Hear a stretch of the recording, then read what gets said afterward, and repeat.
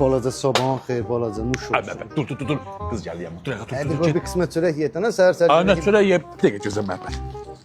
Gel yerim var. Bir gün gözüme görüm. Yaxşı. Çox sağ ol, çox sağ Ha, ol. ya da gözleyeyim ben. Sabah bir sürü görüşlerim var. Gelemem ben. 100 manat verəm. 5 gün. Günü 20 5 manattan gün. görünmez. Sağ, 5 gün gözünə görsün. Davay. Vəssalam.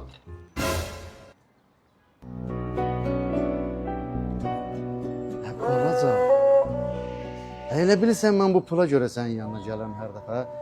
Mən sənin özünə görə gəlirəm. Mən sənin hər gün üzünü görməyə görə gəlirəm. Sən mən qavama pul qoysan, sən bu dəyəri, bunu sən pulla almaq istəyirsən. Mən sənin mərdliyinə, sənin kişiliyinə görə gəlirəm, sən görməyə. Vicdanın olsun, mən sənə dostluq, qardaşlıq, ürəyimi verirəm, sağ görə sən mənə pul verirsən. Bu pul, əl tirki ola bilər, amma məhəbbətin bu hər şeydir.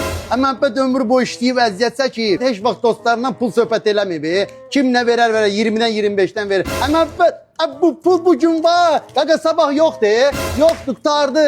Sən mənə pul söhbət edirsən, ayıb da, yeşə oğlansan. Mən səni çox istəyirəm.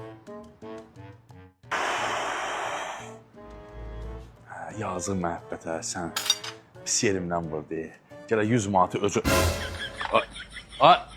Ay 100 manat fırlatdı. Ay yeşik sən məhəbbət. Ay sən 5 gün gəzmə görünmə. Baxarıq. Mərifətsiz.